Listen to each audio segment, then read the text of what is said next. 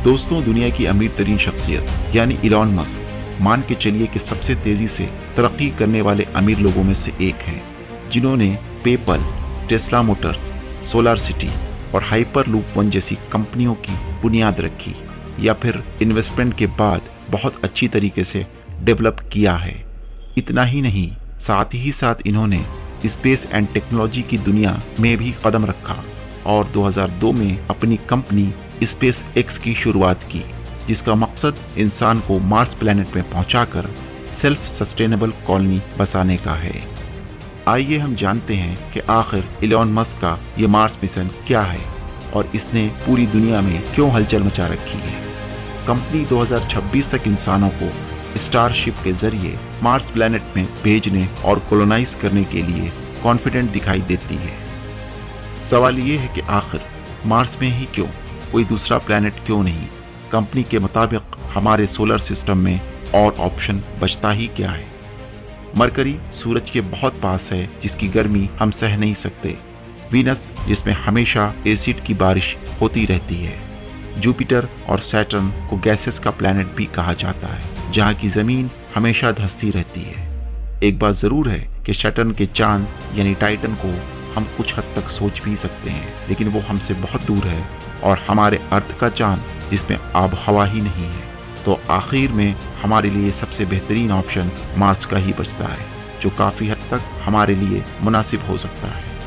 फिलहाल स्पेसएक्स का falcon rocket series के जरिए स्टारलिंक सैटेलाइट को भेजने का प्लान जारी है।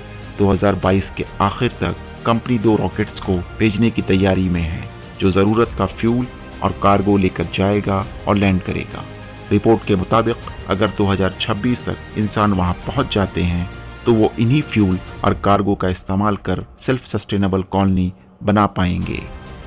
इसके लिए BFR रॉकेट डिज़ाइन का इस्तेमाल किया गया है, जिसके अपर पार्ट में पैसेंजर और साजो सामान को जगह दी जाएगी।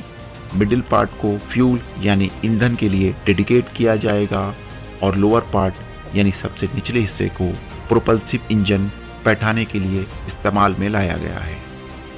स्पेसएक्स रॉकेट की सबसे बेहतरीन बात जो इसे नासा की तकनीक से अलग करती है, वो इसकी रीयूजेबल तकनीक है, जिसमें स्पेशल प्रोपल्सिव लैंडिंग के जरिए इंजन वाले हिस्से को स्पेस में डीअटैच करके अर्थ में वापस लैंड कराया जाता है। इससे पहले के रॉकेट में इंजन पार्ट अलग होकर बेकार कहीं स्पेस इन्वायरमेंट में खो जाया करता था। लिहाजा इस प्रोपल्सिव लैंडिंग से एक ही इंजन पार्ट को कई बार रिफ्यूल करके दोबारा स्पेस रॉकेट में भेजा जा सकता है, जिससे स्पेस ट्रैवल के खर्च में काफ़ी हद तक कमी हो जाएगी और स्पेस की दुनिया में एक नया रिवॉल्यूशन कायम होगा।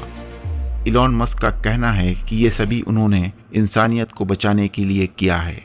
दरअसल दुनिया को होशियार करते हुए इनका मानना है कि दुनिया में जितनी आबादी है वो कम है और अगर ऐसा ही चलता रहा तो आने वाले दिनों में इंसान दुनिया से ख़त्म हो जाएंगे। जिस तरह आज से पहले की कई चीज़ें लुप्त हो चुकी हैं और इंसानियत को बचाने के लिए कम से कम हमें इस दुनिया के अलावा और कहीं भी अपना आशियाना ज़रूर ढूंढना चाहिए। एक तरफ जहां दुनिया आबादी कम करने की बात करती है, वहीं इलॉन मस्क आबादी बढ़ाने और प्रिजर्व करने की बात करते हैं। वैसे आपकी जानकारी के लिए बता दें कि इनके 6 बच्चे हैं। हो सकता है कि इनका ये इनफरादी सोच या फैसला हो। वैसे आप क्या सोचते हैं, कमेंट्स बॉक्स में ज़रूर बताइए और चैनल को लाइक और सब्सक्राइब भी कीजिए। कुछ ऐसी ही जानकारी के साथ मज़ेदार वीडियो को लेकर हम हमेशा आपसे मिलते रहेंगे। तब तक के लिए अपना बहुत बहुत ख्याल रखिए। अल्लाह हाफिज़।